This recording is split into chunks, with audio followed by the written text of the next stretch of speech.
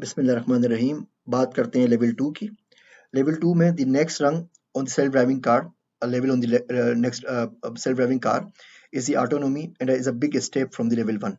In level 2, the automated system takes control of the functional aspects of driving, such as steering, acceleration, deceleration.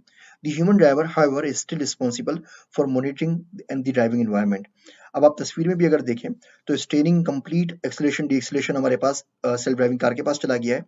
Automation takes full control में आधा इंसान है, आधी गाड़ी हमारे पास है, दोनों मिलजुल के कर रहे हैं। लेकिन सराउंडिंग जो है, रोड को देखना है, रोड की कंडीशंस को देखना है, ये इंसान का काम है। जो वेदर कंडीशन है, ये देखना इंसान का काम है। और कोई खुदा ना खासा एक्सीडेंट हो जाता है तो उसकी जिम्मेदारी भी इंसान के ऊपर आएगी। इस लेवल 2 के ऊपर जो गाड़ी अभी हमारे पास मौजूद है, उसमें टेस्ला है, इलोन मस्क की, जो बहुत मशहूर है, ऑटो पायलट है, निसान है, प्रो पायलट है, असिस्ट है, ये तमाम के तमाम जो ब्रांड्स हैं, ये सब के सब लेवल 2 के ऊपर मौजूद है। हम लेवल 3 की तरफ मूव करते हैं।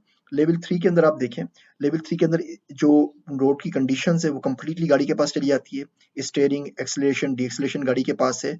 मॉनिटरिंग दी सराउंडिंग्स भी कंप्लीटली गाड़ी के पास मौजूद है।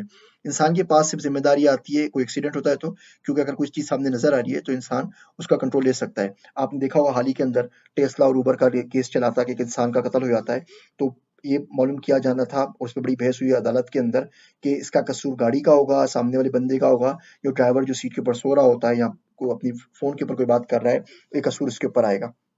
और ऑटोमेशन में इंसान और गाड़ी मिलके काम करते हैं लेवल 3 के अंदर।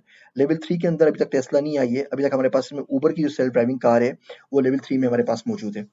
In level 3, if a car with level 3 autonomy cannot adequately navigate an obstacle in the road or dangerous weather conditions, it will require the human driver to intervene. तो अगर मिसाल के तौर पे आप गाड़ी चला रहे हैं और कोई एकदम से भागता हुआ कोई बिल्ली, कुत्ता या कोई गाय सामने आ जाती है, कोई हिरन सामने आ जाता है, तो ज़ाहिर है इंसान को वहाँ पे असिस्ट करना पड़ेगा। बहुत ज़्यादा एरिया में फोग आ जाती है, जैसे पाकिस्तान में हमारे पास धुंध होती है सर्दियों के अंदर, लाहौर मोटरवे आपको देखा आपने बंद हो जाता है बार बार, तो उसमें ज़ाहिर है गाड़ी के सेंसर्स इतने अच्छे तरीके से काम नहीं करेंगे।